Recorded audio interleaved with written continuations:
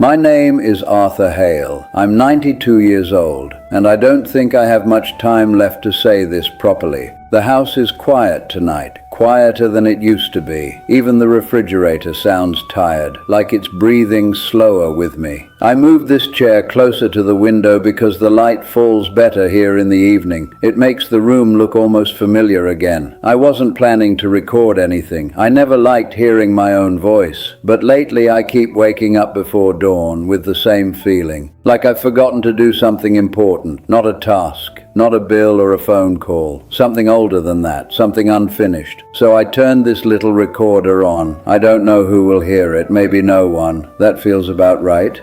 I was not a remarkable man. I worked 43 years at the same shipping office near the river. Paperwork, schedules, signatures, the kind of work that disappears the moment it's done. I liked that about it. No one expected much emotion from a man who moved numbers from one column to another. I married young, 26. Her name was Elaine. She laughed easily back then, the kind of laugh that made strangers look over without knowing why. I remember thinking I must have done something extraordinary to deserve being near it. I never told her that part. We bought this house when I was 31. The paint was already peeling, and the garden leaned sideways like it had given up trying. Elaine said we'd fix it slowly. She believed in slow things, seasons, routines, growing into life instead of chasing it. I believed there would always be more time. That was my talent, if you could call it one. Assuming tomorrow would wait politely. I remember ordinary evenings more clearly now than the important days. The sound of plates touching in the sink, her humming while folding laundry, the way she asked small questions that didn't seem urgent then. "Are you happy, Arthur?" She asked that once while standing in the doorway. I was reading the newspaper. I didn't look up. I said something automatic, something safe. Of course. I thought that was enough of an answer. Looking back, I realized she stayed in that doorway a little longer than necessary. I can see it now as clearly as if she's still there, waiting for something else. Maybe another sentence, maybe honesty. But silence became our habit before I noticed it forming. Years passed gently at first. Work, dinners, holidays that blurred together. We had a son, Daniel. He grew faster than I paid attention to. I attended the important moments, school ceremonies, birthdays, but my mind was often halfway back at the office, arranging tomorrow before today had finished. I thought responsibility looked like presents. I didn't understand they were different things. There was a summer evening when Daniel was about 10. He asked me to come outside and watch him ride his bicycle without holding the seat. I remember standing at the door, still wearing my work shoes, telling him I would come in a minute. I never did. I don't remember what delayed me. Probably nothing important. Papers, a phone call. Fatigue I treated as permission. Later that night he said, "It's okay, Dad, I already learned." He smiled when he said it. Children do that sometimes. They protect you from noticing what you missed. I carried that moment lightly for decades. Only now does it feel heavy. Elaine grew quieter over the years. Not unhappy exactly. Just careful. Like someone learning how much space their words are allowed to take.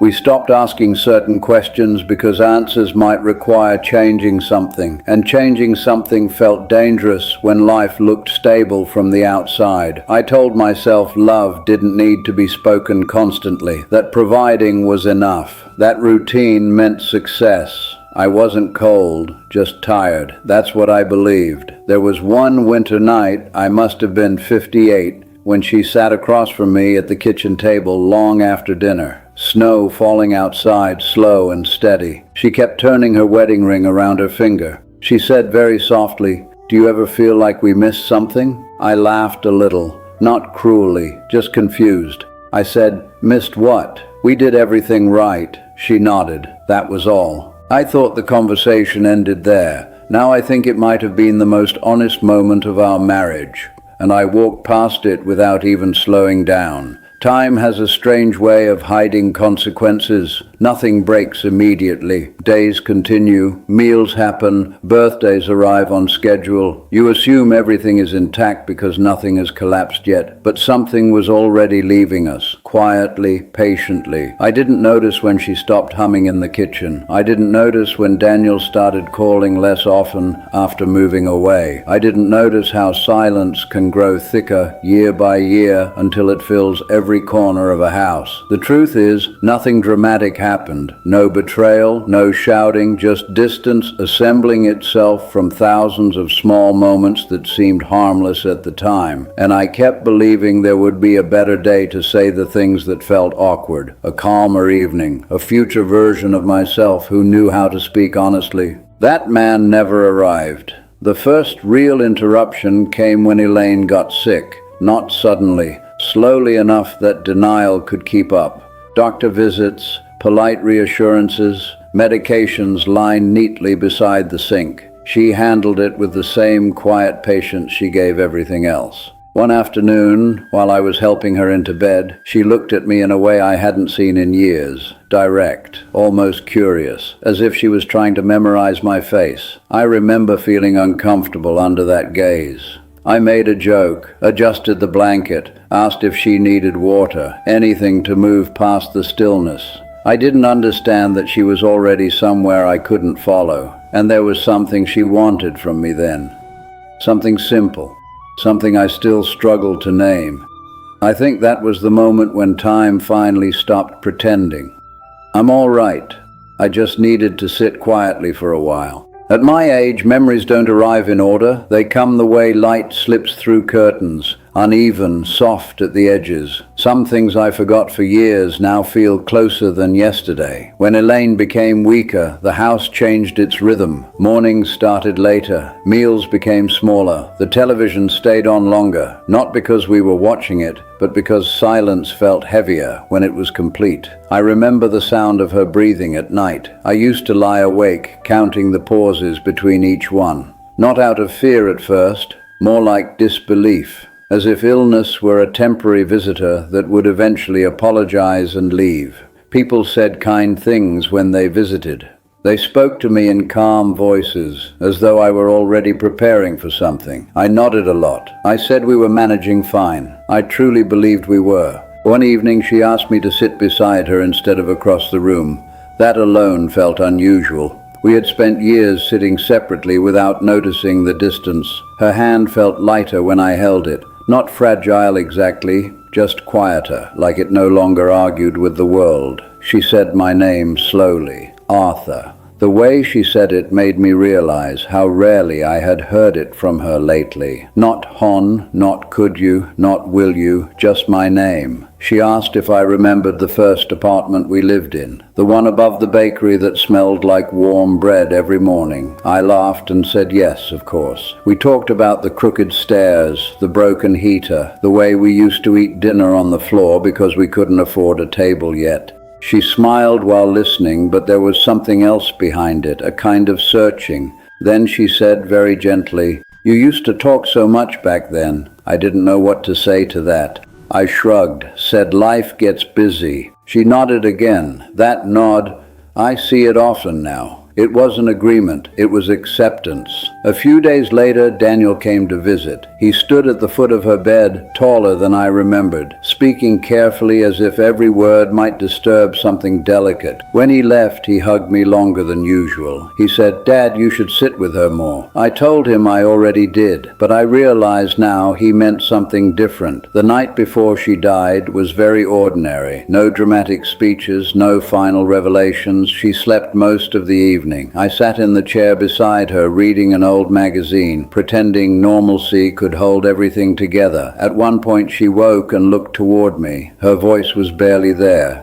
She said, "I waited for you sometimes." I leaned closer, thinking she meant that day, that moment. I asked, "For what?" But she had already closed her eyes again. I told myself she was confused. Medication does that. People say things that don't mean anything near the end. That's what I told myself so I could sleep that night. She passed early the next morning while I was in the kitchen making coffee. I remember standing there holding the mug, annoyed that it had taken longer to brew. I walked back into the bedroom and knew immediately something had changed, not visibly, just absence, a stillness that didn't belong to sleep. I said her name twice. The second time I already understood she wouldn't answer. After the funeral, people filled the house for a while. Food appeared in containers I never opened. Conversations floated around me without landing anywhere. Everyone eventually returned to their lives. The quiet that followed was different from before. Before, silence had weight, but also possibility. Now it felt finished. I began noticing things I had ignored for decades. Her side of the closet, arranged carefully, letters tied with ribbon I had never seen, a notebook in her drawer filled with small entries, not complaints, not anger, just observations.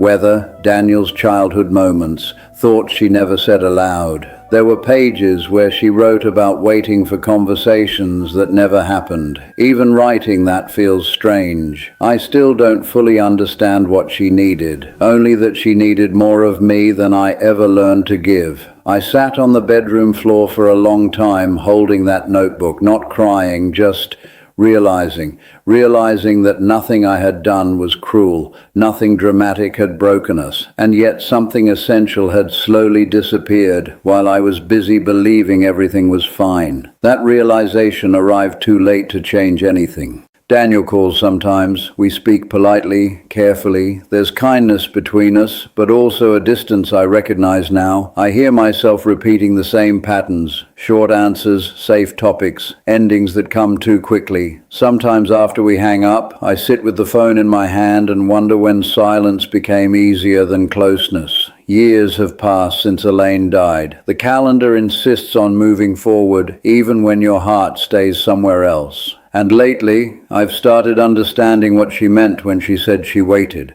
Not for grand gestures, not for solutions, just for me to arrive fully while there was still time.